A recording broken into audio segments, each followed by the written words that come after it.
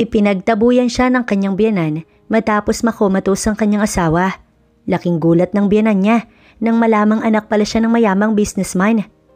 Ating tunghayan ang kwentong pinamagatang The Billionaire's Wife Revenge, written by G.L. Kelra POV. Papasok ka na ba? Saad ko nang akyatin ko ang asawa ko sa kwarto namin. Katatapos ko lang hugasan ng mga pinggan na kinainan namin kanina nung breakfast. Matagal na ako inaalok ni Kali na mag-hire ng yaya. Kaya lang ako ang umaayaw dahil mas gusto kong asikasuhin ko siya. Oo, madami akong gagawin ngayon eh. Malambing na aniya, tsaka hinagka ng aking noo. Inayos ko ang necktie niya bago siya tuluyang magpaalam sa akin. Pinanood ko ang asawa ko hanggang sa makalabas ng bahay. Muli akong nag-asikaso sa bahay. Nang mapagod ako, pansamantala ako nahiga sa sofang naroon. Pasado 3:00 na nang magising ako mula sa sofa.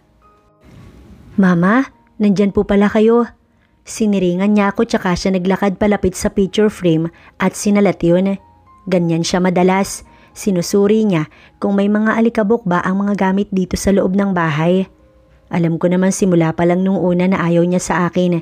Sa 3 taon naming pagsasama ni Kalin, hindi ko man lang naramdaman kahit pakasal na kami. Ihiga ka dyan? Hindi mo man lang linisin ang bahay ng anak ko? Iritable niyang saad kaya nakayuko akong tumayo at kumuha ng basahan. Sa araw-araw na ginawa ng Diyos, ganito ang palaging senaryo namin ni Mama. Anak ko na nga ang nagtatrabaho. Gusto mo anak ko pa din ang mag-aasikaso? Nanggagalaiting saad niya. Ma, hindi naman po. Actually, kakapahinga ko pa lang naman din po. Maghapon po kasi ako naglinis ng bahay. Katwiran ko, nag-cross arm siya at tinignan ako ng matalim. Linis na ba ang tawag mo dito? Desmayadong saad niya. Kung si Charmaine lang sana ang napangasawa ng anak ko, baka mas maayos ngayon. Irap na saad ni Mama. Hindi ko na lamang pinansin ang kanyang sinabi. Martir na akong martir ang tawag dito. Kaya lang alam kong mahal ako ng asawa ko at ganun din ako sa kanya. Madalas na nga na nag-aaway sila dahil sa akin. Kaya kung minsan hindi ko na binabanggit pa sa kanya mga bagay-bagay dahil pagod din siya sa ibang mga bagay-bagay. Kinahapunan, umalis na din si Mama kaya nakaligo na ako. Nakapagluto na din ako ng hapunan. Naghihintay na lamang sa pagdating ni Kalin. Pababa na ako sa sala mula sa hagdan nang makadinig ako ng malakas na pagbagsak. Nagmamadali akong bumaba hanggang sa makita ko ang wedding picture namin na nasa sahig. Diyos ko, wika ako nang makita ko ang basag naming frame. Nagmamadali kong pinulot ang picture namin. Isa-isa kong kinuha ang mga bubog noon hanggang sa mapangwi ako matapos tumusok ang isang bubog sa kamay ko. Kasabay noon nang magring ang telepono namin kaya't kahit na iniinda ko ang sakit, sinagot ko pa din yon. Hello ma'am, this is Dr. Sara from General Hospital. Is this Mrs. Sanchez? Anya sa akin kaya kaagad akong sumagot at natatarantang tumango. Nasa hospital po ang asawa niyo. Nasuro po ng truck ang kotse na sakay niya at hindi po maganda ang lagay niya ngayon. Anang doktor sa akin. Halos mapugto ang aking paghinga. Pabato ko nang ibinaba ang telepono tsaka nagmamadaling lumabas. Hindi ko na alintana kahit pa hindi ganun kaayos ang aking itsura. Nagmamadali akong pumara ng taxi papunta sa hospital.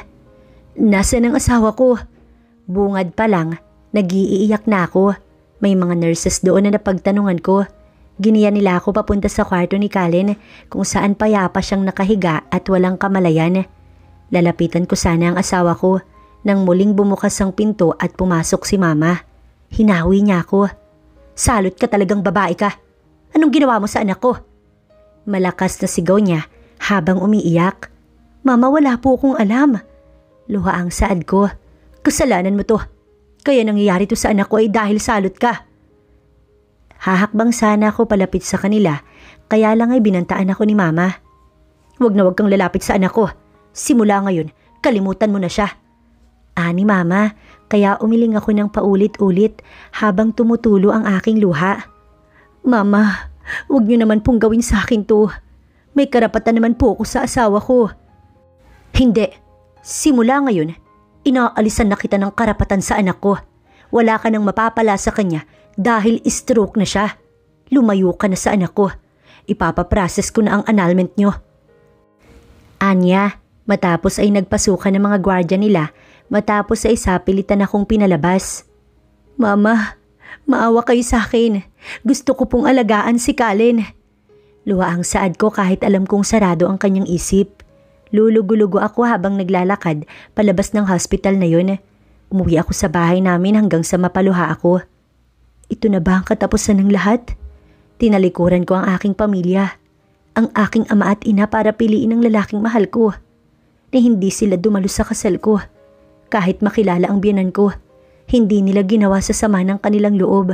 Kaya't hindi ko alam kung saan ko sisimulan ang aking buhay. Ngayong wala na sa tabi ko si Kalin. Inikot ko sa kabuuan ng bahay ang aking mata. Inalala ko ang mga matatamis naming pagsasama ni Kalin. Napaluha ko. Nakita ko na lamang na dinadala ako ng aking mga paa sa maliit naming bar para kunin ang paborito naming alak ni Kalin. Napaluha na naman ako dahil hindi ko na siya makakasabay na uminom. Tinungga ko ang bote na iyon habang nangihina na naglalakad papunta sa sala. Napasalampak ako't hinayaan ako sang kumilos ang aking kamay at bibig. Nakatulala ang aking mata habang patuloy na umaagos ang aking luha. Sa dami yata ng aking nainom, hindi ko na namalayang napasandal na lang ako sa sofa na naroon at ipinikit ang aking mata hanggang sa makatulog. Nagising ako kinabukasan sa malalakas na pagkatok sa labas. Hindi ko alintana ang aking itsura. Nagmamadali akong lumapit sa pinto at nagbabaka sakali na may ibabalita iyon tungkol kay Kalin. Pero isang mensahero ang nakita ko at ibinigay ang papel sa akin. May thumb mark doon kung saan naroon ang pangalan ni Kalin. Binasa ko ang titulo ng papel at malinaw kong nabasa ang salitang annulment. Nasaluko ang aking bibig habang ang aking mata nag-unahan na namang umiyak. Ganun na lamang ang labis na kagustuhan ni Mama na mahiwalay ako sa anak niya. Isinara ko ang pinto at hinayaang mag-iiyak ang aking sarili hanggang sa ako ay napagod. Mapait akong umiti. Bago pa maubos ang aking luha, umakyat na ako sa kwarto ko at isa-isang kinuha ang aking mga gamit. Dahan-dahan akong lumisan sa bahay namin ni Kalin. Nagtaksi lang ako hanggang sa makarating ako sa harap ng bahay namin. Tinanaw ko ang mataas naming gate hanggang sa bumukas iyon at lumabas si Manang Eloisa, dala ang mga basura para itapon. Napatitig siya sa akin. Ma'am Kelra? Parang hinaplos ang puso niya nang ako ay kanyang makita. Binitiwan niya ang mga basura na hawak niya at mahigpit ako niyakap. Kaagad siyang naging emosyonal. Hindi mo alam kung gaano ko kasaya. Ani Manang sa akin. Hinawakan niya ang aking kamay at iginiya papasok kung saan naroon si Mami at Daddy. Naging emosyonal kaagad si Mami, tsaka patakbo akong sinalubong ng yakap. Anak, Diyos ko anak ko. Mami, pagkatawag ko sa pangalan niya, kaagad na naging emosyonal ako at bumuhos ang malalaking patak ng luha sa aking mga mata. Mami, muling tawag ko sa kanya. Anak, bakit? May naging problema ba? Sinaktan ka ba ng asawa mo? Luha ang ani Mami habang ngayon ay hawak niya ang aking pisngi. Umiling ako habang umiiyak. Bakit nga? Bakit ka umiiyak? Ani Mami. Iginiya niya ako papasok hanggang sa matanawan ko si Daddy na humihigop ng tsaa habang nagbabasa ng dyaryo. Nakatingin siya sa akin. Anak, tawag niya sa akin. Bagaman matigas ay alam kong nakapaloob doon ng emosyon. Napatayo siya, tsaka dahan-dahan akong nilapitan. Bakit ka umiiyak? Anya, habang hinahaplos ang aking pisngi. Napaiyak ako lalo at hindi na makapagpigil. Wala na ang asawa ko, Daddy. Wala na po siya. Iginiya nila ako paupo sa sofa, tsaka inalalayan. Ikinuha nila ako ng inumin at pinakalma. Hinayaan nilang ikwento ko ang lahat. Walang ya talaga ang babae na yun. Kaya pala wala akong kaamor-amor sa kanya dahil walang ya siya. Ani Mami, huwag kang mag-alala anak. Hindi ko nahayaan na maranasan mong muli ang mga bagay na yan. Ani Mami, iginiya niya ako pabalik sa kwarto. Sa kwarto na naging iyakan kong madalas nun. Babalik ako pangako. Babawiin ko ang asawa ko. Saad ko sa aking sarili. Naglaan ako ng panahon para mas maayos ko ang sarili ko. Hanggang nagising ako isang umaga na pakiramdam ko, handa na ako sa laban na kakaharapin ko. Anak, masigla si Mami nang salubungin ako ng matamis niyang ngiti. Ito ang unang beses na lumabas ako ng kwarto ko nang hindi inaaya ni Mami. Namiss ko po kayo. Ano na po bang araw? Lunes ngayon at buwan na ng July. 3 buwan ka nang nagkukulong sa kwarto mo. Ani Mami, busy ang daddy mo today, kaya medyo madalang mo siyang makikita. Ani Mami sa akin kaya tumango ako. Bakit po? Anong rason? May mga bago ba sa company? Hindi ko pa alam, pero pinaghahandaan yata niya ang pagpunta sa proposal ng kumpadre niya. May kumukuha sa kanyang investor. Ani Mami, kaya tumango lang ako. Medyo maedad na din po si Daddy. Kung pagbibigyan niya ako muna ang kakatawan sa kanya bilang president ng company. Napatingin sa akin si Mami. Madami-dami na din akong pagkukulang kay Daddy kaya kahit man lang sa simpleng bagay na ito matulungan ko siya. Saad ko na ikinatango naman ni Mami. Marian POV. Masigla ako habang iginagaya ko ang aking mga gamit. Temporary kasi, sa bahay muna ako nilakalin mag-i-stay. After 3 months, sa wakas ay makakalabas na siya matapos ang mahaba-habang gamutan. Nakakahiya na sabihin, pero parang nang agaw ako ng asawa dahil kasal pa din sila ni Kelra. Mahal ko si Kalin at kahit mali ipatuloy ko pa siyang mamahalin. Hindi ka ba mapapahamak sa nais mo anak? Ani Mami sa akin. Hindi po ma'am, alam ko po ang ginagawa ko. Isa pa'y nandun naman si tita para alagaan ako. I'm sure na hindi naman nababalik si Kelra para agawin si Kalin. Nagmamalaking saad ko. Nakakatuwa para sa akin dahil ito ang patunay na walang maaaring humadlang sa kahit ano pang naisin ko. Makukuha ko ang lahat ng gusto ko kahit ang lalaking pinakamamahal ko na nakatali na sa iba. Nauunawaan ko at hindi kita masisisi kung bakit ganyan ka. Pero wag mo sanang kalimutan anak na may mga bagay na dapat ay alam natin ang ating mga limitasyon. Dahil wala sa una ang pagsisisi. Ani nanay, kaya tumango ako. Matapos kong maimpake ang aking mga gamit, nagpatulong lang ako kay Manong Oscar para masakay ang malalaki kong bagahe. Ma'am, mauuna na po ako. Saad ko. Tumango naman si Mami kaya umalis na ako. Pagdating ko sa bahay ay naroon na si Kalin. Kakagising-gising niya lang kanina kaya medyo naninibago pa siya. Nasa harap siya ng teres at nagpapahangin kaya naman mabilis ko lang na nakuha ang kanyang atensyon. Kumaway ako pero hindi man lang nabuhayan ang kanyang mata at kahit nasa malayo ako, tanaw na tanaw ko kung paano niya bigkasin ang pangalan na Kelra. Hindi ko na lamang pinansin iyon, sa halip ay nilapitan ko siya, hatak ang aking maleta. Kamusta ka? Okay ka na ba? Ramdam ko ang pagiging irritable niya. Sadyang ayaw niya lamang ipakita. Katak-katakang hindi pa siya nagtatanong kay tita tungkol sa kanyang asawa. Tara na sa loob, naghintay ka ba? May iba akong hinahanap na dumating. Bagaman kalmado ay lihim ako nasaktan. Sige, dito ka na lang muna. Pupuntahan ko si tita. Sa ngayon kasi, ako muna ang makakasama mo. Nakangiting saad ko pero hindi siya kumibo. Pinuntahan ko si tita sa loob at nagluluto nga siya. Oh, nandyan ka na pala iha. Nagkita na ba kayo ni Kalin sa harap? Anya, kaya tumango ako. Kinamusta ka ba niya?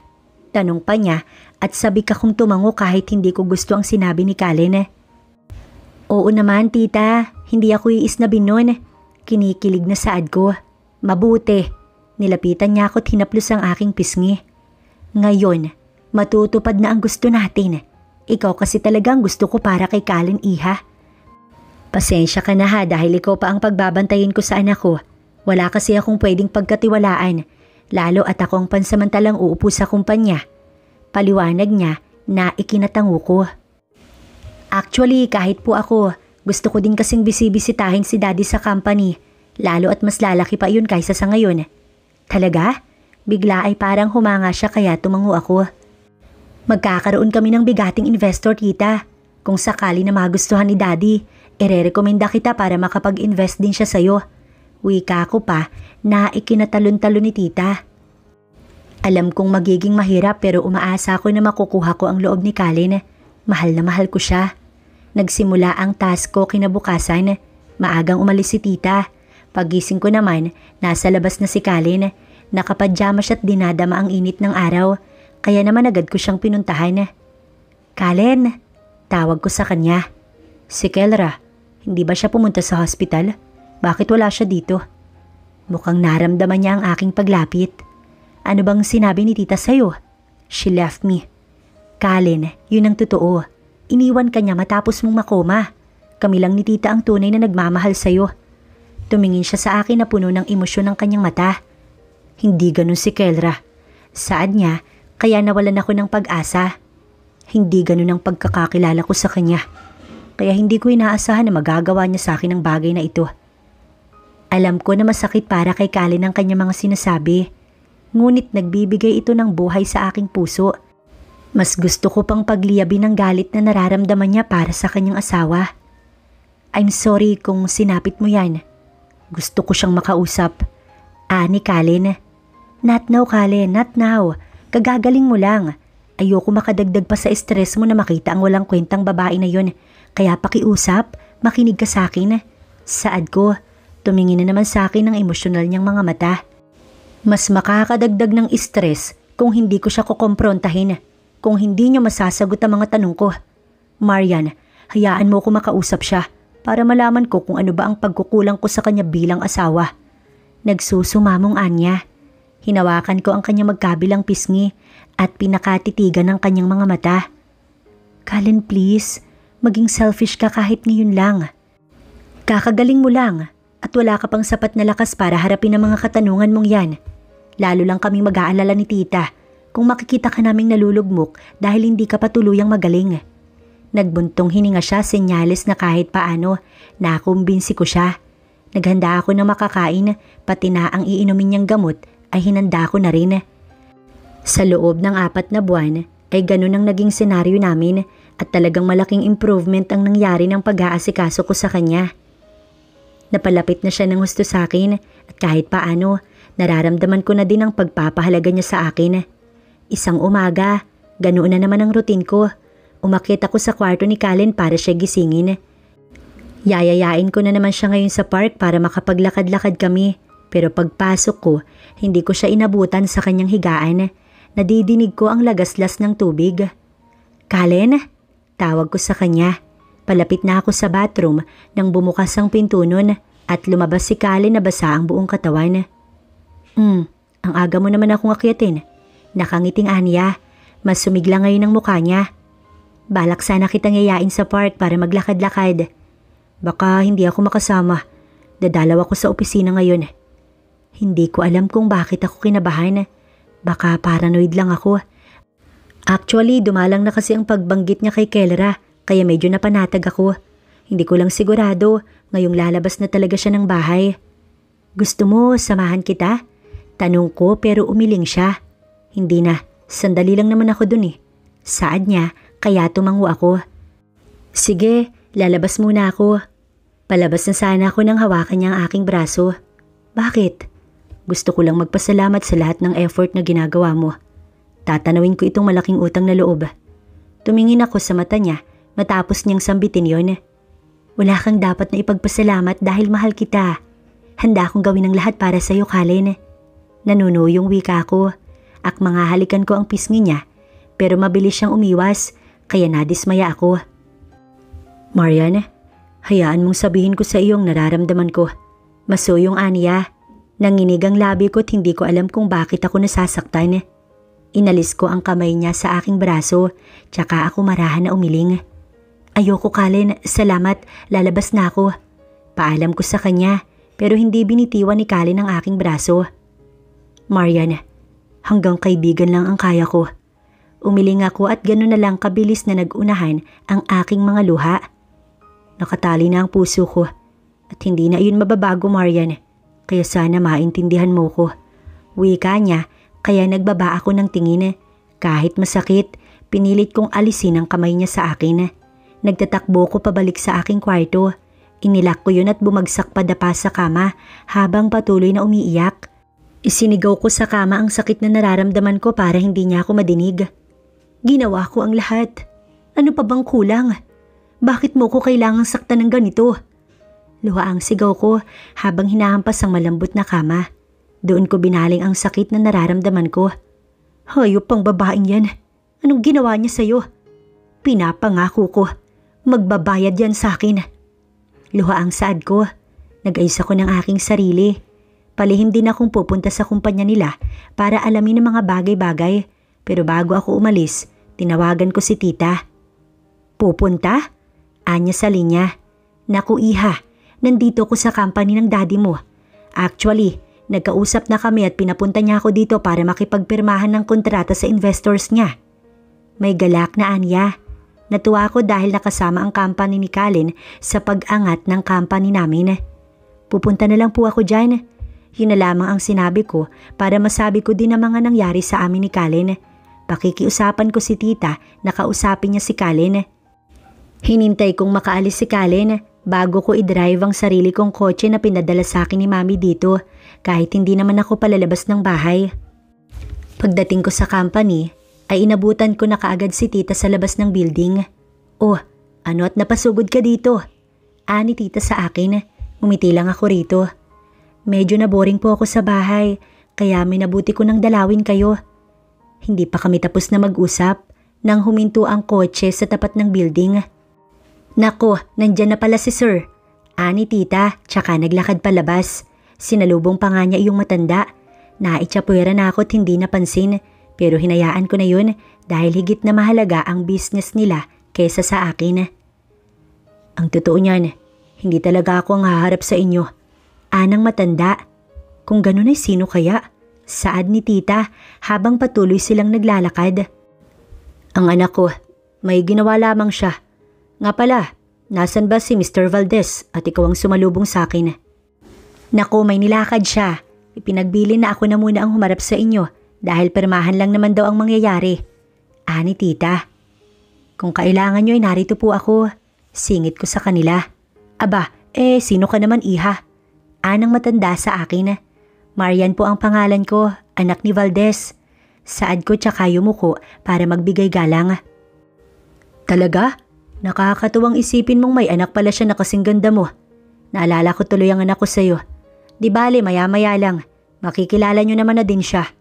Saad sa akin ng matanda hanggang sa makarating kami sa opisina ni Daddy. Natanaw ko kaagad si Magda kaya nagpadala ko ng maiinom at pinaredy ko na rin ang conference. Bigla ako nahiya. Mabuti na lamang at pinasunod ko pala ang anak ko. 2 kayong babae na kakausapin ko. Wala pala si Valdez. Tumawa siya ng matunog. Maya-maya, dumating na ang kape na aking pinahanda. Ma'am, nasa conference na din po yung anak ni Sir Soler. Anya, kaya tumango ako. Dinala ko ang kape kina tita. Naku, naroon na pala sa conference ang anak ko. Anya, tsaka tumawa. Sige na, iwan nyo na lamang ako dito. Saad niya kaya nagkatitigan kami ni tita. Dahil ganoon ang sinabi niya, naglakad kami papalabas. Sigurado akong matalino din ang anak niya tulad niya. Isipin mong hindi siya pumayag na ganun-ganun lang ang pagiging investors niya. Humingi siya ng access para maglabas-masok sa kumpanya namin ng daddy mo. Ani tita, naglakad kami hanggang sa makapasok kami sa conference. Nagbabasa ng kung ano yung babae na naroon. Nakayuko siya habang nakatuon ang kanyang mata sa mesa at nagbabasa. Kelra POV. Nasa conference room na ako noon. Nagbasa-basa muna ako ng agreement tungkol sa investment na gagawin namin ni Daddy. Maayos naman dahil pabor sa amin ang lahat. Maglalabas lang kami ng pera at matapos, may kalahati na kaming karapatan sa bootcamp ng company. Good morning, Miss Soler. Napatigil ako sa pamilyar na tinig na iyon. Hindi ko alam kung baliw ba ako o sadyang siya talaga yun. Dahan-dahan kong itinaas ang paningin ko hanggang sa magtama ang aming mata ng mami ni Kalin. Nagkagulatan kami dahil kasama niya si Marian. Kelra? Gulat na anya sa akin. Nagulat din naman ako pero sa halip na magpadala sa gulat, mabilis kong binawi ang pagkakatulala ko. Ngumiti ako. Miss Sanchez, it's a pleasure to meet you. Anong ginagawa mo dito? Singhal sa akin ni Mama. Napapikit ako ng sarkastiko. Gusto kong matawa pero pinigil ko. Dahil sa'yo kaya ako nandito. Pero may sense. Hindi naman ako magsasayang ng oras para lang makita ka. Para lang sabihin na na-miss kita. Ngumiti ako nang sinigurong magbibigay sa kanya ng insulto. Napakurap siya. Yung tipong may ideya na siya pero ayaw niyang aminin sa kanyang sarili. Ikaw ang anak ni Mr. Soler? Parang nangihinang saad ni Marian. Absolutely. Maarting saad ko. So maupo na kayo at simulan na natin ang dapat nating simulan. Nakangiti kong wika. Sa totoo lang gusto kong umiyak. Gusto kong magwala. Pero ang pinakagusto ko ay kung nasaan na ba si Colin, ang aking asawa. Hindi. Umaatras na ako. Ani mama, kaya napahalakhak ako. Sigurado ka ba? Sayang naman yung pamimilit mo kay daddy. Yung pakiusap mo dahil malaki ang nawala nung nagkaroon ng problema si Colin. Well, hindi ko naman alam na ikaw ang tinutukoy niya sa kwento niya. Di sana, agad-agad ay sinabi kong tanggapin niya ang pagiging beggar mo. Malawak ang ngiti na saad ko. Walang yakang bastos ka. Aniya, tsaka akmang sasampalin ako kaya sinaluko ang kamay niya. Dahan-dahan akong tumayo. Walang ya? Bastos? Kung meron mang ganyan sa atin, nauna ka. Sumunod lang ako. Nauna mo kung walang yain at bastusin. Kaya binabalik ko lang sa iyo yun ngayon. Giit ko tsaka ako itinapon ng kamay niya. Tatanungin ko kayo. Pumunta ako dito bilang isang businesswoman. Kaya tatanungin ko kayo at bibigyan ng huling pagkakataon. Tutuloy ba kayo o hindi? Dahil hindi nyo deserve na paglaanan ng kahit isang segundo. Tutuloy ako. Lakas loob na ani Marian, kaya muli akong umiti. Bumalik ako sa aking upuan. Mukhang kailangan na kailangan talaga ng mami ni Colin ng pera ni daddy. Kaya wala siyang nagawa kundi lunukin ang pride niya. Nakakatawa. Ang dating tinatapakan, ngayon ay kinakapitan na. Saad ko nang buklatin ko na ang agreement. Kung hindi lang dahil sa pera mo, hindi ako mag-aaksaya ng panahon dahil nakakasuka ang pagmumukha mo. Saad sa akin ni mami ni Colin, pinirmahan ko ang papel bilang kasunduan. Kung nasusuka ka, dinampot ko ang tubig na nakalagay sa baso at hinagis yun sa mukha niya. Sana uminom ka. Wika ko matapos ay tumayo. Tapos na ang pag-uusap natin. Nanguna akong tumayo at iniwan sila na puno ng inis sa katawan. Well, they deserve what they have. Pumunta ako sa opisina kung saan naroon si daddy. Wala akong planong sabihin kay daddy ang mga nangyari. O bakit parang ang bilis naman? Hindi man lang ba kayo nagkwentuhan? Ani daddy kaya ngumiti ako. Wala naman po akong planong makipagkaibigan sa kanila. Pag business ang pinunta ko, yun ang pakay ko. Well, mahihirapan ka niyan maging successful. Ayos lang, hindi po ako sanay na magkaroon ng kaibigan at gamitin sila kaya tayo na dad. Aya ko sa kanya. Mabuti na nga lang dahil tumayo na siya. Nakasalubong na namin sina Marian. Salamat sa mainit na pagsalubong. Kaya lang ay kailangan na naming mauna. Madami pa kaming aasikasuhin ng anak ko. Paalam ni daddy sa kanila. Hindi na ako nakipagpalitan pa ng usapan sa kanila. Pero alam kong ako ang panalo. Dahil sa tagpong yun, hindi ko na iwasang isipin ng bagay-bagay, lalo na ni Colin. Kayang-kaya kong alamin ang kalagayan niya, pero hindi ko ginagawa dahil alam kong hindi makakatulong ang bagay na iyon sa aming dalawa. Okay ka lang ba? Ani daddy sa akin. Opo naman, okay lang po ako dad. Mula nang bata ka, sa'yo na nakafocus ang atensyon ko. Kaya naman alam na alam ko kung kailan ka balisa, kung kailan may gumugulo sa isipan mo. Drive ko ang kotse niya kaya sandali ko siyang nilingon. Yung babae, siya po yung nanay ni Colin. Nag-iwas ako ng tingin nang mapansin ko siya sa gilid ng aking mata. Bakit ngayon mo lang sinabi? Bakit hindi ka agad? Sana hindi ko na itinuloy. Ani daddy, sandali kong hininto ang kotse para makausap ko siya ng maayos. Nung una ay ganun din ang gusto ko dad. Gusto kong iatras para wala siyang mapala sa akin. Pero napag-isip-isip ko na mas mararamdaman nila na mas mababa sila kaysa sa akin. Dahil kailangan nila ako para makabangon sila sa mga pagkakalugmok nila. Paliwanag ko kay daddy. Naintindihan niya naman yon kaya nagpatuloy ako sa pagmamaneho. Mula nang sabihin ko kay daddy iyon, ay pinagkatiwala niya na sa akin ng mga bagay na related sa negosyo namin. Miss Soler, may nagpadala po sa inyo nito. Saad ni Kuya, habang bit-bit ang malaking bouquet ng bulaklak. Ito na ang ikalawang buwan na nasa company ako ni daddy. Sari-saring mga tao na din ang nakakausap ko, kaya hindi na bago sa akin ang bagay na iyon, ang pagpapadala ng bulaklak. San daw galing yan? Kay Sir Florante po. Anya, kaya tumango ako. Si Florante ang isa sa mga mayayamang businessman dito sa Pilipinas. Dadalaw daw po siya dito mamaya, tatapusin lang daw ang meeting niya. Sana sinabi mong wag na siyang mag-abala. Nahiya po ko, tumawag lang po siya sa telepono. Tumango ako sa paliwanag niya na iyon. Ipinalapag ko na lang sa mesa ang bulaklak na yun, matapos ay bumalik na ako sa ginagawa ko. May mga sinabmit sa akin si Marian na list kung may pagbabago ba sa company niya. Nakakatuwa nga dahil para bang may gusto siyang patunayan sa akin. Mula nang malaman niyang ako ang anak ni Daddy, kinarir na niya ang pagbibisnes. Hindi ba parang bumaba this month? Kausap ko sa aking sarili. Tumayo ako, bala kong pumunta sa kanilang company.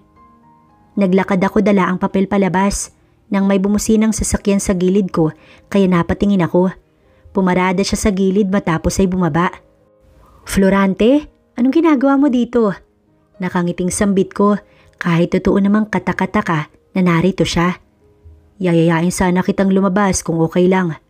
Really? During my working hours? Sarkastikong saad ko tsaka ako siya tinignan pero ang aking mata ay tumagos sa likod niya kung saan naroon ang dalawang pamilyar na tao. Yung lalaki ay nakatanaw sa akin. Papasok sana sila ng coffee shop kasama si Marian. Nang mga sandaling iyon, para bang sumikip ang aking dibdib. Gusto kong tumakbo at dambahin ng yakap si Kalin.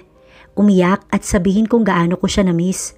Sari-sari ang nararamdaman ko, para akong sasabog.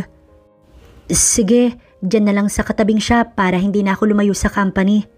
Nakangiting wika ko, itinago ko ang nakatago kong lungkot. Tumawid kami ni Florante, inalalayan pa niya nga ako. Halos kasunuran lang namin na pumasok sila Kalin at ng mga sandaling yun, pabigat ng pabigat ang aking dibdib. Aware si Florante na hiwalay ako sa asawa, separated pero hindi anal o divorce. Kumuha kami ng mesa medyo malapit kina Marian. Nanlaki ang mata niya nang makita niya ako pero nagpanggap ako na hindi ko siya nakita. Lumapit sa amin ang waiter at kinuha ang order namin. Nakita ko ang order ni Kalin sa listahan, ang paborito naming kape. Cappuccino ang akin, level 2 of sugar please. Please excuse me. Paalam ko. Tumayo ako papunta sa CR. Please Marian, let me. Dinig kong saad ni Kalin sa labas ng CR.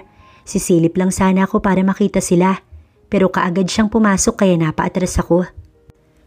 Kalin, tawag ko sa kanya. Kamuntikan na ako maging marupok. Mabuti na lamang at napigil ko ang aking sarili. Anong ginagawa mo dito? Ikaw, anong ginagawa mo? Bakit may lalaki kang kasama? May babae ka din kasama. Inilayo ko ang aking paningin. Kaibigan ko lang si Marian, wife. Tawag niya sa akin. Parang piniga ang aking puso. Naging emosyonal ako dahil sa wakas nadinig ko ang katagang yun. Alam mong matagal ka na niyang gusto kaya hindi mo na kailangang itago. We're just a friend. Kaibigan ko lang din ang kasama ko. Sarkastikong saad ko. Iniwasan ko siya dahil parang hindi ko na kaya siyang kausapin. Lalabas na sana ako nang hawakan niya ang aking braso. Stay here. Talk to me. Nakikiusap na wika niya. Bago mo ko kausapin mo muna ang mama mo. Saad ko tsaka ko inalis ng sapilitan ang kamay niya sa akin. Pagbukas ko ng pinto, bumungad sa akin ang alalang mukha ni Marian. Tinignan ko siya na puno ng pangungutya tsaka ko siya nilampasan. Medyo natagalan ka. Ani Florante sa akin. Oo, may kilala akong kinausap. Pumunta ako actually para makausap ka ng personal. Gusto kong mag-apply sa'yo. Pero hindi na hiring ang company ko. Takang saad ko. Hindi naman sa company mo. Tumatawang Anya. Ha? Saan pala? Maang-maangan na saad ko. Naantala ang pag-uusap namin nang hatakin ni Kalin ang bangko sa tabi. Is it fine if I'm joining you? Anya, kasunod si Marian. Kilala mo? Ani Florante. He's her husband. Putol sa akin ni Kalin. Naupo siya na tila walang pakailam kay Marian at kay Florante. I thought May mga bagay na inaakala nating oo ang sagot, pero dapat inaalam natin ang totoong sagot. Kalin, please. Pakiusap ko rito.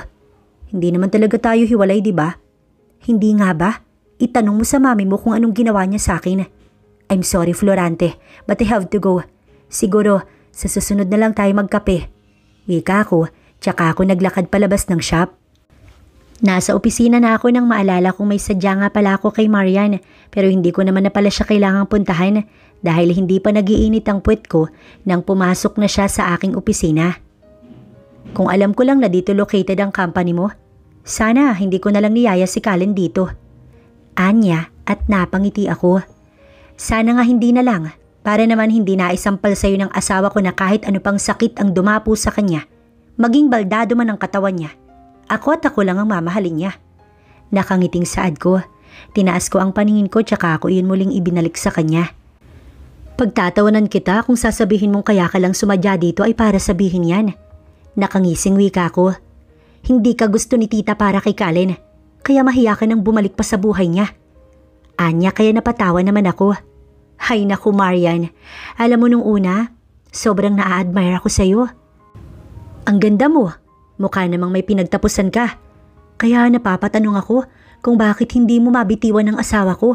Gayong harap-harapan na nga niyang sinasabi na ako ang mahal niya at wala nang iba. Huwag kang mag-alala dahil sa ngayon lang yan. Tandaan mong inabandona mo siya ng kulang 1 taon. Kaya, excuse me, kinumbinsi mo ba ang sarili mo para lang masabi sa akin ng mga bagay na yan? Para sabihin ko sa'yo, hindi ko siya inabandona. Pinaabandona siya ng sarili niyang ina. Pinagtulakan ako ng nanay niya paalis kasama ang mga gwardya nila. Kaya napilitan akong iwanan ng aking asawa sa pag-aakala na pati isip niya maaapektuhan ng aksidenteng yun. Umiiling na saad ko. Binabalaan kita. Umalis ka na sa buhay ni Kallen. Hayaan mo kaming maging masaya. Sigaw niya sa akin pero kaagad siyang napatigil nang sampalin ko siya ng malakas. Ikaw ang babalaan ko. Wag na wag mo nang uulitin ang bagay na to kung ayaw mong kamuhian ka ng asawa ko. Wag na wag mong susubukan ng pasensya ko dahil kahit boto si mama sa'yo, wala akong pakialam. Hindi na ako yung Kelra na iyakin noon kaya mag-ingat ka. Wika ko, mabuti na lang dahil hindi na siya sumagot pa, sa halip ay umalis na. Ilang araw din ako nanahimik hanggang sa isang araw, mukhang hindi na natiis ni Kallen at sinadya na akong talaga sa opisina. Hindi ka na sana nagsayang ng oras mo para puntahan ako dito. Saad ko sa kanya pero hindi siya nagpapigil. Hindi ako pumunta dito dahil wala akong rason.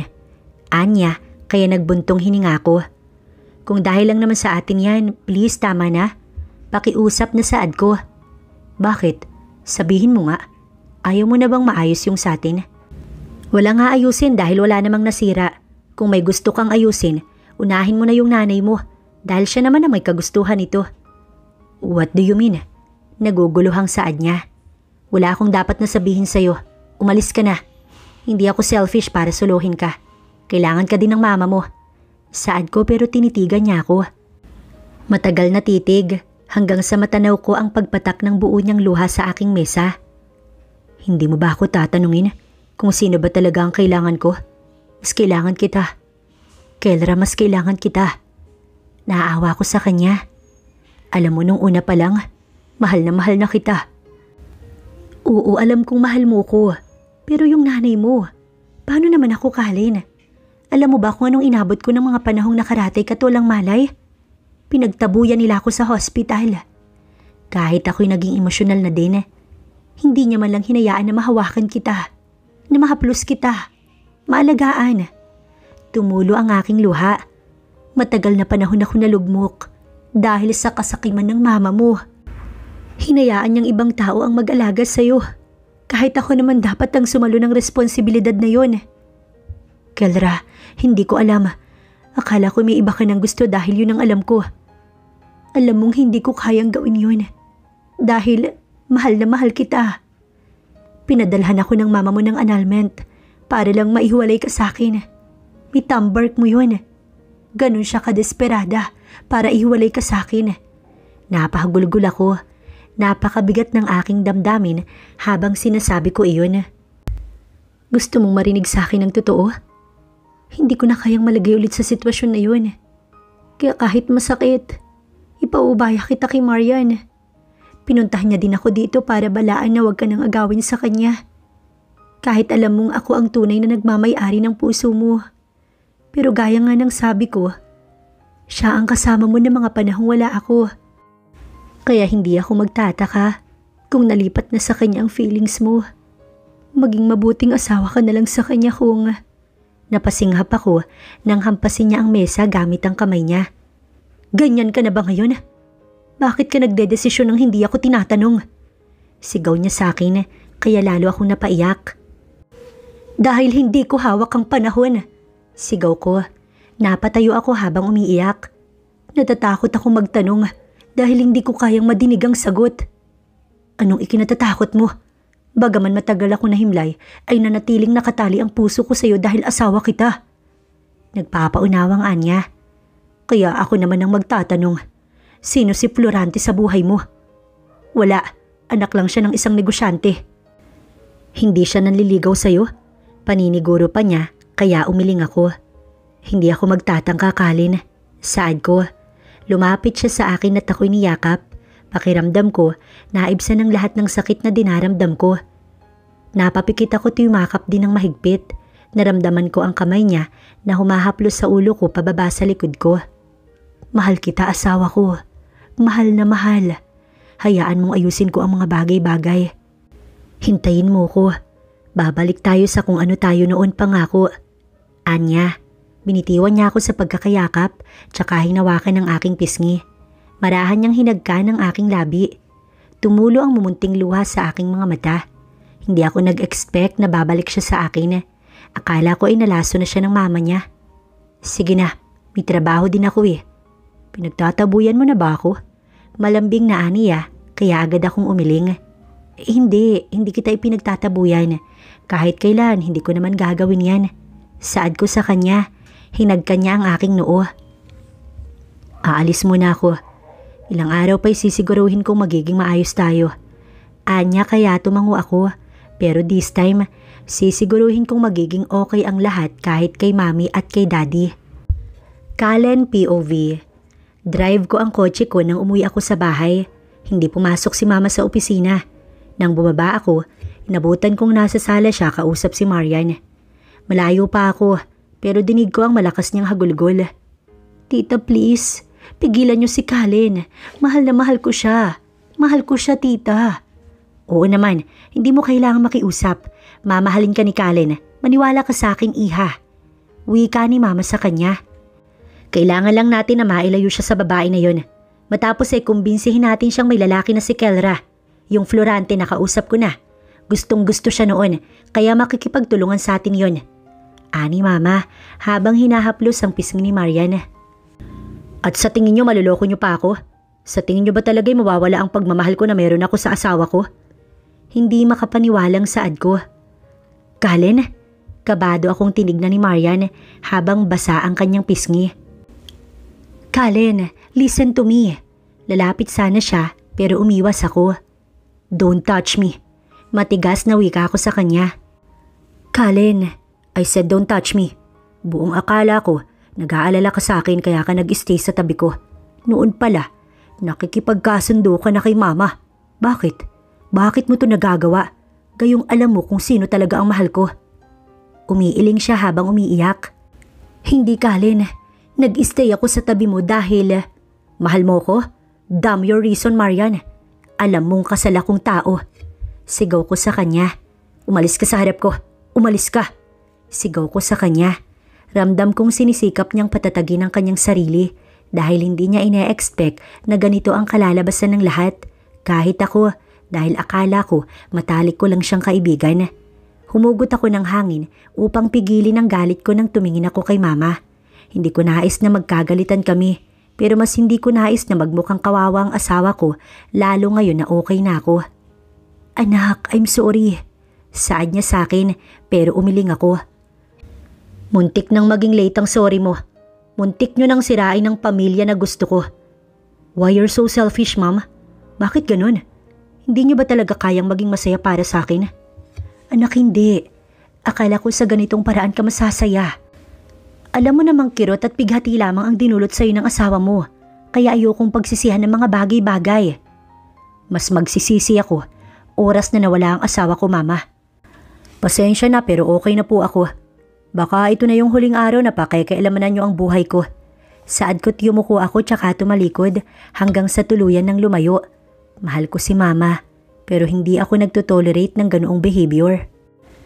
Sumakay ako sa kotse, tsaka ako nagpunta sa aking company. Ako na ang mag-handle.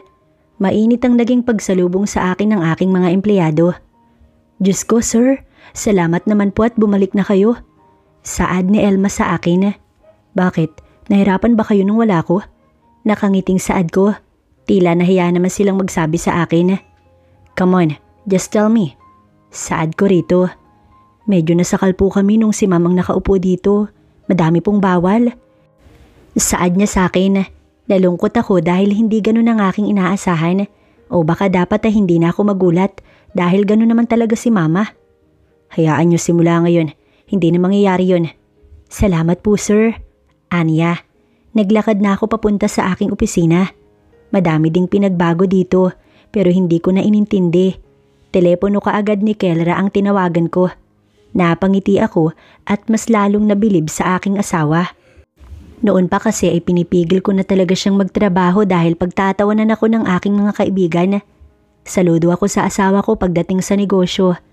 Kaya niyang higitan ng kakayahan ko oras na pinayagan ko siya. At yun mismo ang aking iniiwasan. How are you? Kumain ka na ba? Tanong ko nang sagutin niya ang linya. Pakiramdam ko ay bumalik kami sa talking stage. Oo, ikaw. Kamusta? Bakit ka napatawag? Just to know you kung okay ka lang ba. Gusto na kitang makasama. Pero paano ang mama mo? Alam mo honestly, para tayong teenage na nagtatago sa magulang kahit nasa edad na tayo at dati namang mag-asawa. Ikaw ang pinipili ko. Masuyong saad ko. Pero hindi mo kailangang pumili sa amin ng mama mo. Ang kailangan lang, tanggapin niya ako bilang asawa mo. Kasi napapagod na akong intindihin ang mga bagay-bagay sa pagitan namin. Tatanggapin niya ako ngayon pero bukas at sa mga susunod na araw kapag hindi ka nakatingin, kakawawain na naman niya ako. Bagay na hindi ko napapayagan. Mula nang mawala ka sa akin, doon ka napagtanto ang aking value. Hindi na ako yung dating ako, Kalin. Kaya hindi na ako papayag na basta na lamang akong apakan muli ng mama mo. Kaya pakiusap, Kalin, kausapin mo ng maigi ang mama mo. Saad niya sa akin. Huwag kang masyadong ma-stress. Hindi ako matutuwa kung malalaman kong hindi ka okay. Saad niya pa sa akin. Oo, salamat. Mag-iingat ka din. Nang araw din ngang iyon, sinimulan nang ibalik ang lahat sa ayos ng aking company. Sir, medyo bumaba kasi ang demand natin ngayon. I'm sure na magtataka na naman si Miss Kelra. Napataas ang aking kilay. Kelra? Anong kinalaman ng asawa ko dito? Asawa? Akala ko po, ex. Maling info yung nalaman mo. Pero ano nga yung kinalaman niya sa company? Investors po sila ng daddy niya sa company natin, sir. Saad niya sa akin na bahagya akong ikinagulat. Pinadala ko na po sa kanya yung demand kahapon pa, kaya expect her calls now. Tumingin ako sa telepono at hindi nga ako nagkamali. Bakit naman ganito kababa ang demand? Alam niyong hindi ganito ang inaasahan ko. Ayoko magipit ang company niyo kaya ngayon pa lang asikasuhin niyo na yan. Sa halip na mainis, napangiti ako. Hindi ko inaasahan na magiging ganyan si Kelra. Medyo sumungit po si ma'am. Nakangwing aniya pero napangiti pa din ako. Naisip ko na baka nga mas mabuti na nawala ako sa piling ng asawa ko dahil mas napabuti pa siya. Pero hindi nangangahulugan iyon na iiwanan ko siya, nasusukuan ko siya. Kinagabihan, bumili ako ng bulaklak at pumunta sa bahay nila Kelra. Wala na akong pakailam kahit ano pa ang sabihin ng daddy niya sa akin. Ano po ang kailangan nyo? Tanong sa akin ng gwardya. Manliligaw ako ni Kelra. Palibhasa nga ay hindi sa akin boto ang daddy niya. Kaya hindi ako nagkaroon na pagkakataon na makilala ng mga tauhan nila dito. Pinapasok naman nila ako kaagad, kaya dinrive ko ulit ang kotse ko hanggang sa makapark ako sa harap ng kanilang bahay. Lakas loob akong bumaba sa kotse hanggang sa makapasok ako sa kanilang teres. Kumatok ako ng ilang ulit hanggang sa isang matandang ginang ang nagbukas nun. Kalin, iho? Medyo nagulat ako dahil kilala niya ako. Diyos ko, iho. Anong ginagawa mo dito? Baka makita ka ng daddy ng anak ko. Sa halip na matakot ako sa kanya, kinuha ko ang kamay niya para magmano. Okay lang po, kasi pumunta naman po ako dito dahil gusto ko po kayong makita in person. Saad ko sa kanya. Naku iho, hindi ko kontrol kung anong magagawa ng asawa ko sa iyo oras na makita ka niya. Kaya pakiusap, umalis ka na lalo't wala pa si Kelra dito. Wala pa po siya? Tanong ko ulit dahil baka nabingi lang ako. Oo iho, may nilakad siya kasama si Florante. Talaga po? Hindi po kasi siya nagsabi sa akin. Nahihiyang saad ko. Nagulat din naman siya. Paalam? Obligado bang magpaalam ang anak ko sa'yo? Anya sa akin, kaya alanganin ako na pangisi. O siya, mukha naman kahit ipagtabuyan kita hindi ka aalis sa bahay. Siguraduhin mo munang hindi ka atras oras na makita mo ang daddy ni Kelra. Desidido na po ako. Saad ko tsaka niya ako pinatuloy. Doon ko na-realize na dapat lang talaga hindi ko pinabayaan ang asawa ko dahil parang prinsesa talaga ang buhay niya kasama ang kanyang buong pamilya. Heto at uminom ka muna ng tsaa. Saad niya sa akin na kaagad ko namang tinanggap. Maya-maya, nadinig ko na ang paghinto ng kotse sa tapat ng kanilang bahay. Kaagad na naagaw ang atensyon ko ng matandang lalaki na pumasok at kaagad na napatingin sa gawi ko. Sino yan? Anya sa akin. Colin? Siya si Colin? Masama ang timplang aniya. At ano pang ginagawa mo dito? Kay lakas ng loob mo para pumarito? Nanggagalaiting anya. Matapos ng mga masasalimuot na pinagdaanan ng anak ko sa kamay ng nanay mo, talagang may lakas ka pa ng loob na magpakita sa akin. Sir, hindi ko po ginusto ang lahat. Iniingatan ko ang anak nyo ng higit sa lahat kaya naman sana mapatawad nyo pa ako. Sincero po ako sa anak nyo kaya pakiusap. Saad ko pero hindi pa doon natapos ang discussion namin nang makita ko si Kelra kasama iyong Florante. Nagtatawanan sila sa harap at talagang kumirot iyon sa aking puso. Ang makitang may kasamang iba ang aking asawa. Para na akong pinapatay. Paano pa kaya iyong makita siyang masaya? Tinatagan ko ang loob ko dahil alam ko naman na may pagkukulang ako lalo na ang nanay ko. Hinintay kong makita ako ni Kelra at hindi nga nagtagal yun. Colin? Nagkagulatan pa kami nang tawagin niya ako. Sumaya ang puso ko nang baliwalain niya ang iba para lang ako ay kausapin. Bakit ka nandito? Nako, baka saktan ka lang yan. Paalisin mo na nga yan. Wika ng kanyang daddy. Mahal, mag-iingat ka naman sa mga sinasabi mo. Anang mami niya. May damdamin din si Colin, kaya't hindi mo dapat basta-bastang binibitawan ng mga ganyang salita. Ako pa talaga ang pupunahin mo? Bakit? Nang maranasan ba lahat ng pasakit ng anak ko? Nadinig niya ba? Hindi di ba? Nanggagalaiting wika ng kanyang daddy. Dad, please, hayaan niyo muna kaming mag-usap. Ang pakiusap na iyon ni Kelra ang nagpatigil sa kanyang daddy. Kelra POV. Napatingin si Kelra kay Florante. Kakausapin ko sandali si Florante. Paalam ko kay Colin. Ngunit nabakas ko kaagad ang lungkot sa mukha niya. Kaya naman nagdalawang isip ako. Sige na, ako na ang bahalang magsabi kay Florante. Ani mami na kaagad kong ikinatango. Tara sa labas, doon tayo mag-usap. Saad ko pagkaalis ni Florante. Medyo malalim na din noon ang gabi. Ngunit ang maliwanag na sikat ng buwan ang nagsisilbing tanglaw sa amin. San ka galing? Anya habang nakatingin sa kalangitan.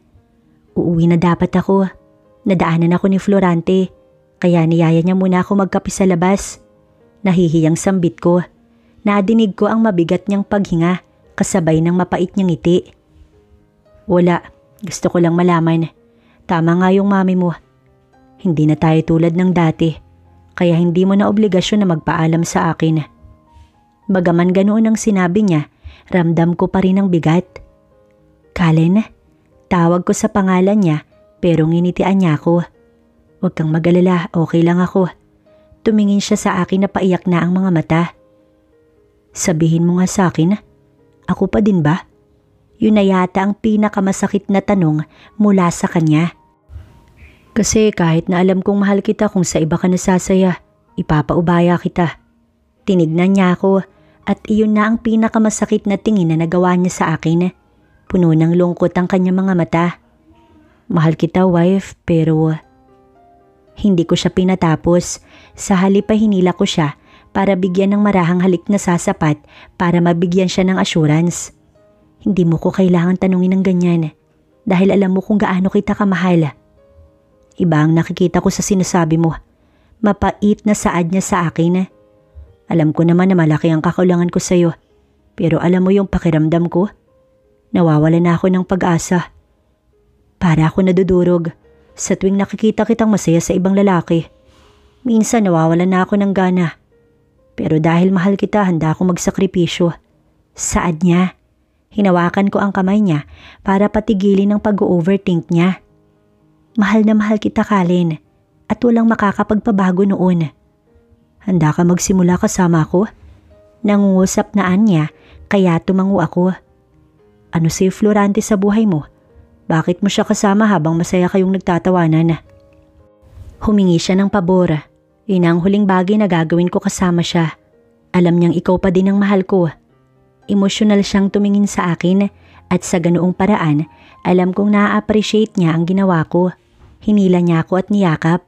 Maya-maya pa, gumalaw ang balikat niya at sunod-sunod na humikbi. Akala ko hindi na. Akala ko hindi mo na ako mahal. Anya, kaya hinaplos ko ang likod niya. Hindi yan totoo. Kung alam mo lang kung gaano ko nag-alala nung naaksidente ka. Noong mga panahon na hindi kita makita. Nung mga panahon na inalisan ako ng karapatan ng nanay mo. Sorry, hindi na yun mauulit. Hindi na. Wika niya. Naputo lang pag-i-emote namin nang madinig namin ang tinig ni Daddy. Lumalalim na ang gabi. Hindi ka pa ba uuwi? Ani Daddy, kaya tinignan ko lang siya. Dad, please? Saad ko. Masama lang siyang tumingin kay Kalin. Sige, wala akong sasabihin. Pero gusto kong makaharap ang asawa mo. Uminom tayo ng alak. Saad ni Daddy kaya napalabi ako. Malakas si Dadding uminom ng alak, pero mas malakas uminom si Kalin. Nag-asikaso ko ng mesa dahil may ginagawa si Mami. Oh, ano pang hinihintay mo dyan? Ani Daddy sa akin. Hala, pumasok ka na dun. Ako nang bahala sa asawa mo. Singhal ni Daddy sa akin. Napalabi ako tsaka naglakad papasok sa kwarto. Nag-iisip ako kung ano nga ba ang kanilang pag-uusapan. Kalin POV. Anong plano niyo ng anak ko? Aayusin po ang dapat ayusin. Saad ko tsaka ako uminom sa baso na may lamang alak. Hindi ko pinapayagan na bumalik sa iyo ang anak ko. Pero siya pa din ang masusunod. Oras na may ginawa ka na naman o ang iyong ina. Pasensyahan tayo bata. Pero hindi kita tatanawin, tandaan mo yan. Bubulukin ko kayo sa kulungan. Tumango lang ako dahil alam ko naman na mali talaga ang lahat ng mga naranasan ng asawa ko kay Mami. Nagpatuloy kami sa inuman hanggang sa halos maubos na namin ang laman ng Black Label na iyon. Tignan mo nga, alak pa lang yan ay sumusuko ka na. Paano pa kaya pag yung anak ko na? Aba, kaunting problema lang iiwan mo na ang anak ko. Anya sa akin, kaya napangiwi ako. Lasing na kasi siya kaysa sa akin kaya inintindi ko na lang. Mabuti na nga lang dahil lumabas si tita. Tapos na ba kayo? Anya sa akin. Opo, nalasing po yata si tito. Napapakamot na saad ko. Naku naman talaga ang asawa ko. Ani tita, tsaka inalalayan si tito papasok sa kanilang kwarto. Tumingin ako sa mga ginamit namin ni tito. Alam ko namang tulog na si Kelra. Kaya minabuti ko nang ayusin ang mga bagay-bagay sa sala hanggang sa ako ay matapos. Lalabas na sana ako dahil may pang-uwi pa naman ako. Pero nagulat ako nang may kumapit sa kamay ko. Kelra, dito ka na matulog. Late na eh. Sige, kahit sa sofa na lang ako. Sinadya akong magpakipot dahil alam ko naman na hindi pa kami ganun kaayos. Sa kwarto ko na. Hindi ba tayo mapapagalitan ng daddy mo? Saad ko wari pero umiling siya. Dati pa naman tayong mag-asawa, kaya bakit pa siya magagalit sa'yo kung tabi tayong matutulog? Anya, tsaka dumiretso sa closet. May damit dito pang sa'yo kaya makaka-shower ka pa. Iniabot niya sa akin ang pantulog na kanyang kinuha. Saglit lang din ako naligo. Nahihiya akong nahiga sa tabi ni Kelra. Sabihin mo, naaalangan ka pa din ba sa akin? Nakatalikod na ako nang itanong niya iyon sa akin. Hindi, nahihiya pa din ako. Hinawakan niya ako sa braso at iginiya para harapin siya. Wala kang dapat ikahiya. Ako pa din naman to. Tumakbo lang ang panahon pero ikaw pa din ang mahal ko. Ako pa din ang asawa mo. Saad niya sa akin, tinitigan ko ang kanyang mga mata. Mahal kita, Kelra. Umiti siya tsaka hinaplos ang aking pisngi. Tinitigan ko siya pabalik tsaka ako siya hinila at ikinulong sa aking bisig. Dahan-dahan ko siyang hinagkan hanggang sa lumalim ng lumalim ang halikan namin hanggang sa matangay kami at mawalan ng kontrol dulot ng alak. Mas naramdaman ko ang pangungulila sa asawa ko dahil sa gabing to. Mas kinain ako ng pagkasabik nang bigyan ako ni Kelra ng access para maangkin siya. Dahan-dahan ko siyang inangkin at ramdam ko din ang pagkasabik sa kanya habang nagpapalitan kami ng pagmamahalan. Habol hininga ko nang matapos kami. Mahal na mahal kita. Saad ko tsaka ako hinagkan ng noo niya. Pakiramdam ko ay nawala ang lahat ng pagkailang namin. Sana magkabibi na tayo. Saad ko, yumakap ako ng mahigpit kay Kelra hanggang sa yayain na ako ng antok. Kinaumagahan, wala si Kelra paggising ko. Babangon na sana ako nang pumasok siya sa kwarto. Nakahanda na ang breakfast, tara na. Saad niya, kaya tumango ako. Bumangon na ako. Kahit nahihiya ako, ayaw ko naman na magalit na naman sa akin ng daddy niya at masabihan ako maarte. Pagdating ko sa hapag, naroon na silang lahat at wari ako na lamang ang inaantay. Dinaya mo ba ako sa inuman? Anang baritonong tinig ni Tito kaya nanlaki ang mata ko at kaagad na umiling. Hindi po, kusa po kayong nakatulog. Depensa ko naman. Ngumuso siya na mukhang pinaniniwalaan niya naman. Natalo mo ko sa inuman ng alak pero hindi ko pa din sa iyo pinagkakatiwala ang anak ko hanggat hindi ko nakikita na minamahal mo siya na higit sa iyong ina. Mahal ko, pigil sa kanya ni tita. Wala naman dapat pamilian pero pahalagahan niya naman sana ang anak ko dahil hindi ko pinalakihan para lamang tapak-tapakan ng kung sino-sino lamang. Hindi ako nakasagot, hindi naman mabigat ang pakiramdam ko sa magulang ng asawa ko. Ikinatutuwa ko pa nga dahil nagiging totoo sila sa akin. Kelra POV. Naging maayos kami ni Kalin na halos hindi na nga kami halos mapaghiwalay hanggang sa lumipas ang 2 linggo. Bakit po kayo narito? Saad ko nang puntahan ako ni mama sa opisina. Tahimik at pino siyang humakbang palapit sa akin hanggang sa maupo siya sa harap ko. Bakit po kayo nandito? Tinignan niya ako sa aking mga mata matapos ay kinuha niya ang kamay ko. Anak, medyo nagulat ako nang hawakan niya ang kamay ko. Umuwi na kayo sa bahay. Namimiss ko na ang anak ko. Ilang linggo na kasi siyang hindi umuwi sa kanila at doon na halos tumutuloy sa amin. Hindi ko naman po kontrolado ang mga bagay-bagay kaya hindi ko po maipupush ang anak niyo na umuwi mismo sa inyo. Anak, maging maayos na kayo ng anak ko. Namimiss ko na siya. Ani mama sa akin. Pinagsisisihan ko lahat ng nagawa ko sa iyo kaya pakiusap. Maging maayos na kayo ni Kalin. Anya, kaya napabuntong hininga ko. Alam niyo po kung susumahin, hindi naman talaga katanggap-tanggap lahat ng ginawa niyo sa akin simula pa lang. Naging katulong ako sa sarili kong bahay. Hindi niyo ako tinignan bilang asawa ng anak niyo. Tinignan niyo ako bilang ibang tao. Matapos nun, ninakaw niyo sa akin ang karapatan ko bilang asawa ni Kalin. Dahil sa mga sinabi kong yun, halos mapaiyak na ako na dapat ay pinipigil ko dahil ayoko makita niya akong umiyak. Lahat ng yun ay alam kong mali kaya patawarin mo na ako. Alam kong hindi masamang magpatawad. Ngunit ipangako niyo sa akin na hindi niyo na ulit-uulitin ang mga nangyari noon dahil baka hindi ko na kayo matanaw bilang mother-in-law ko. Saad ko sa kanya. Pangako iha, pangako, hindi ko na uulitin yun. Anya, kaya tumango ako. Kumain na ba kayo? Tara sa labas para kahit paano makapagkwentuhan naman tayo. Wika ako sa kanya kaya tumango siya. Akala ko nga'y magpapapilit pa siya o pahihirapan ako sa alok ko pero mabuti na lamang pumayag naman siya agad. Sa isang maliit na restaurant kami pumunta, kalapit lang din ng company. Sakto na lunch na din kasi.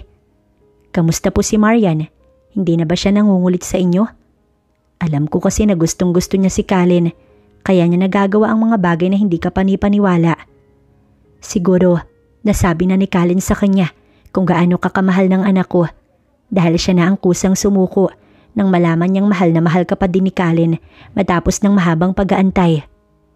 Kayo po, pumayag na po ba kayo na magpatuloy kami ng anak niyo? Saad ko at ngumiti siya.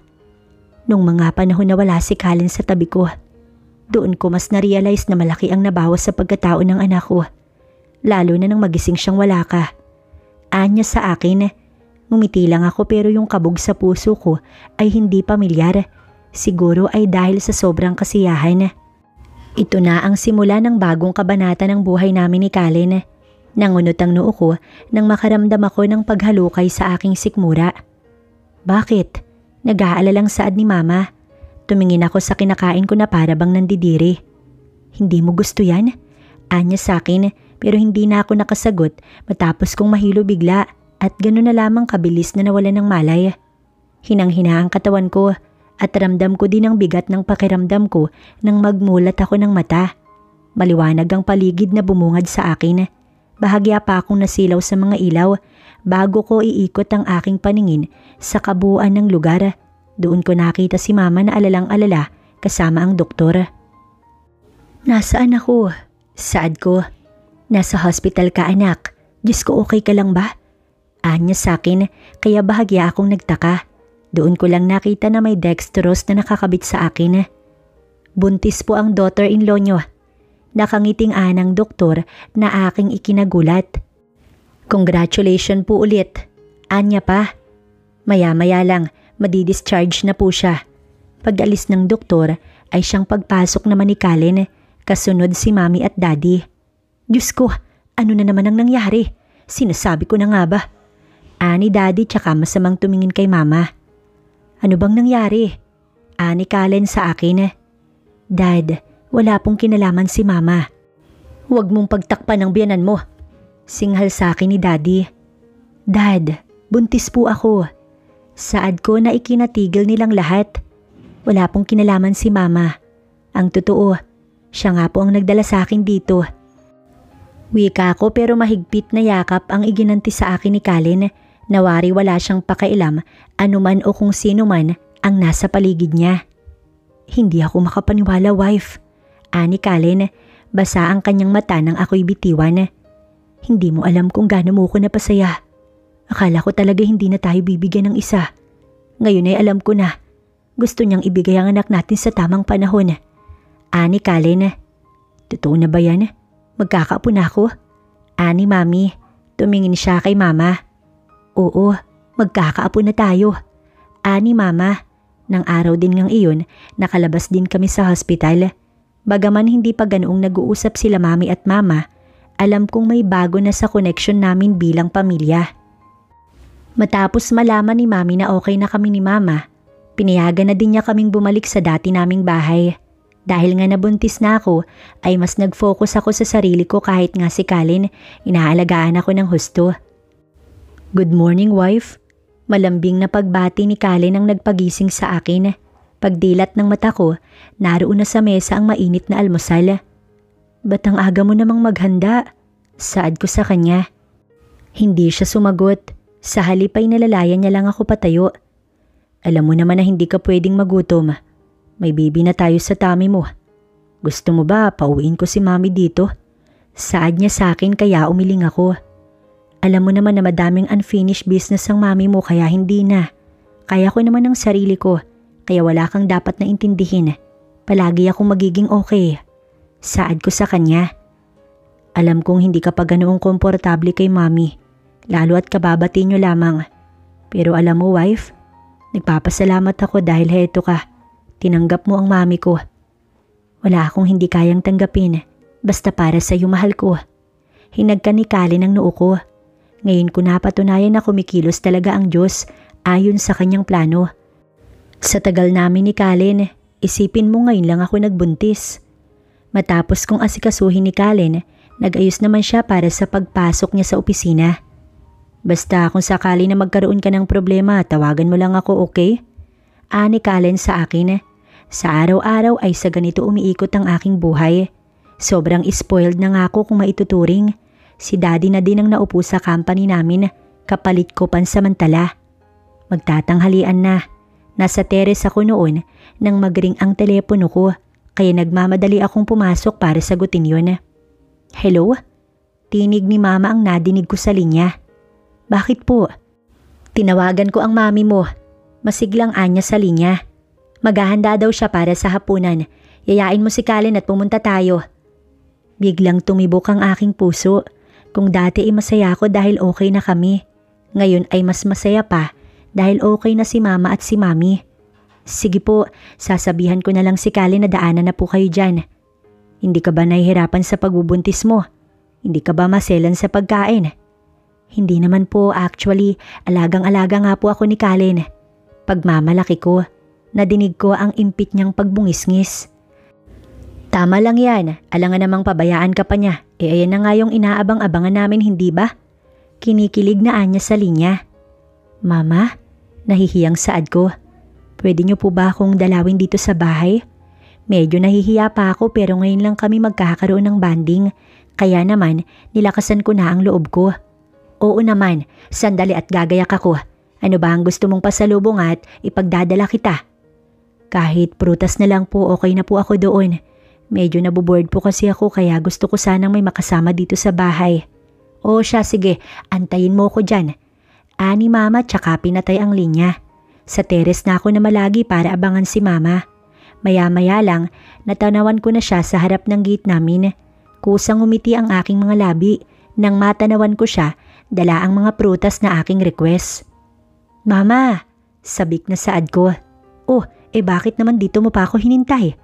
Ani Mama, matapos sa hinaplos ang aking tiyan. Naku, malaki ka na. Ingatan mo palagi si Mami mo ha. Naku, mag-aalala ka agad si Daddy mo kapag may nangyari sa Mami mo. Ani Mama, kaya napangiti ako. Inaya niya ako na papasok sa sala. Huwag kang masyadong nagpapagod ha. Alam kong mahirap magbuntis, kaya maiintindihan ko kung tatamarin ka sa lahat ng bagay. Tumatawang Anya. Out of the corner nang yakapin ko siya, bagay na ikinagulat niya naman. Madaming pagbabago mula nang bumalik kami ni Kalin sa pagiging mag-asawa namin. Siguro nga natuto na si Mama sa mga nagawa niya sa akin. Bakit? Anong problema? Nag-aalalang Anya at ganun na lamang kabilis na tumulo ang aking luha. Kelra anak? Pinunasan ko ang pisngi ko nang bitiwan ko siya. Wala po, natuwa lang po ako.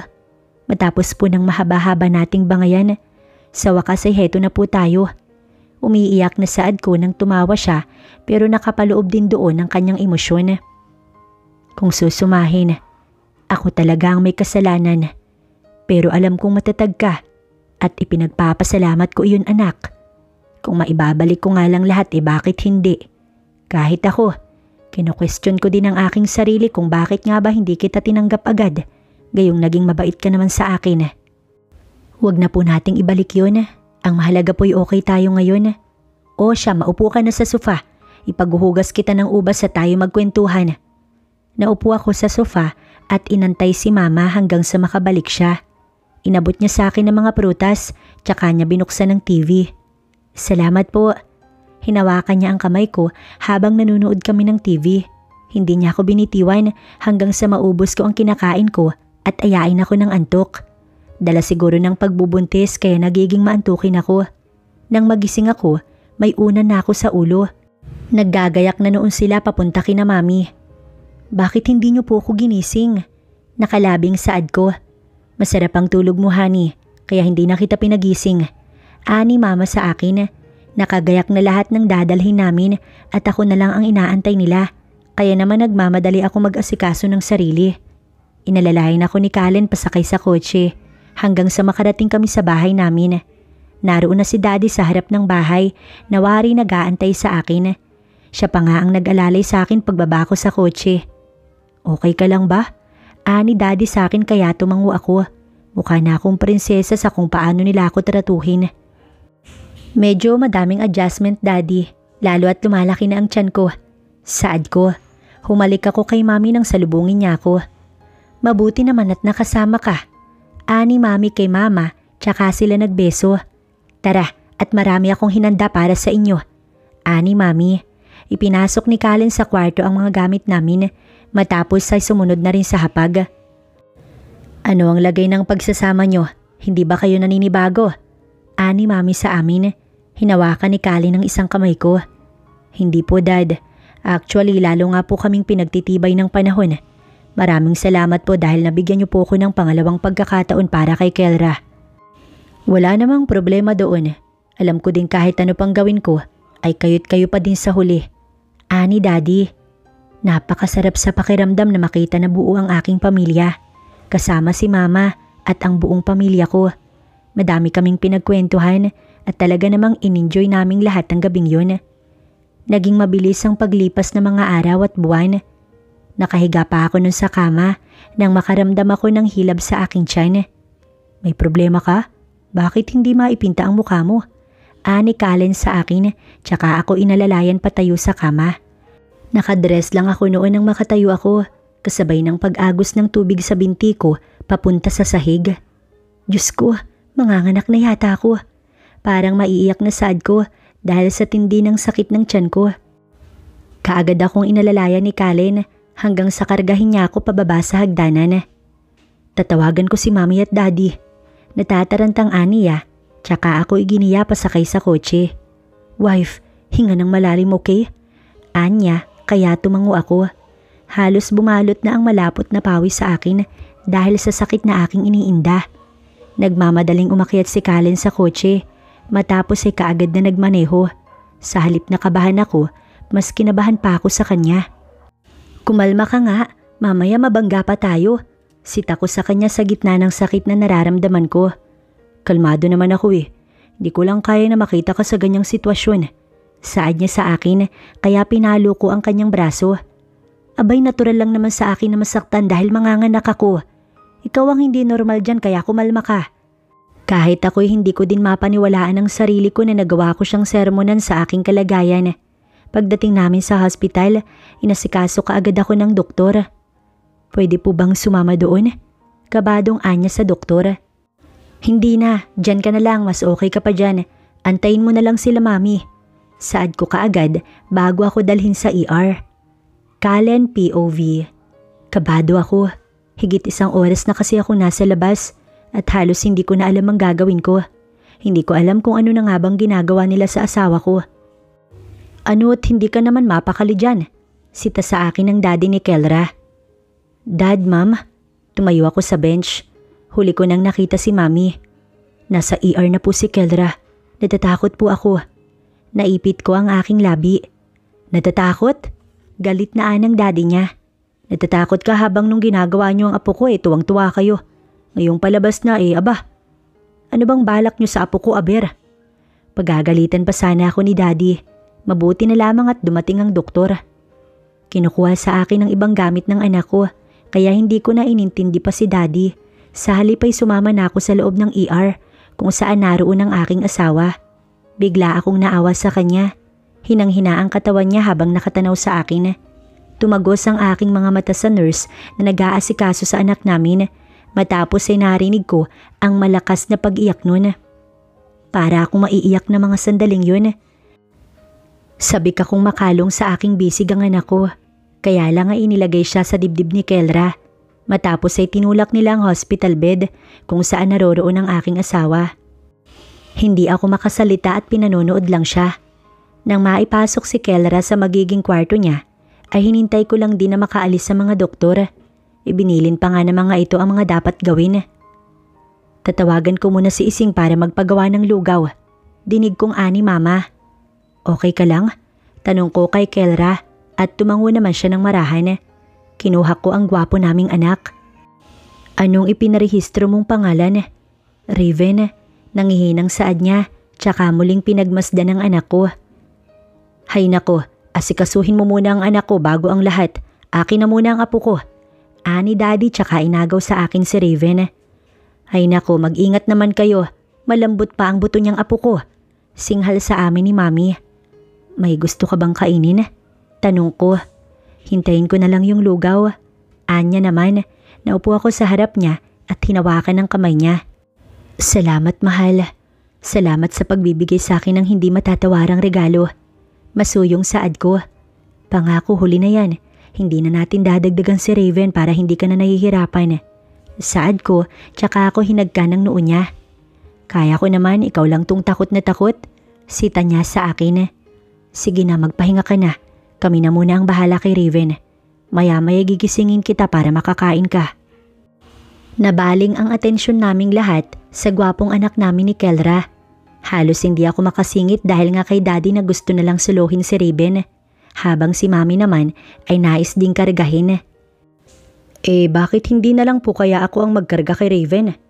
Nakangiwing suhestyon ko nang tignan nila ako ng masama. Hay naku, mas alam namin ito ng daddy mo. Giit ka agad ni mami. Napakamot na lang ako sa batok. Ganyan sila ka-excited na magkaroon ng apo. Maya-maya ay dumating na si mami dala ang lugaw. Kakatuwang isipin na ang mga babaeng mahalaga sa akin at nagpapahalaga na noon ay magkakaaway. Ngayon ay heto, ramdam ang pagmamahal ni mama para kay Kelra. Mula nang pakiusapan ko siyang mahalin niya si Kelra na parang ako. Kala ko nga dahil lang sa pakiusap kaya sila in good terms. Pero hindi dahil ramdam ko ang sinserong pagmamahal ni mama para sa aking asawa. Naku, ikaw ba ang nagtimpla nito? Ani mami kay mama.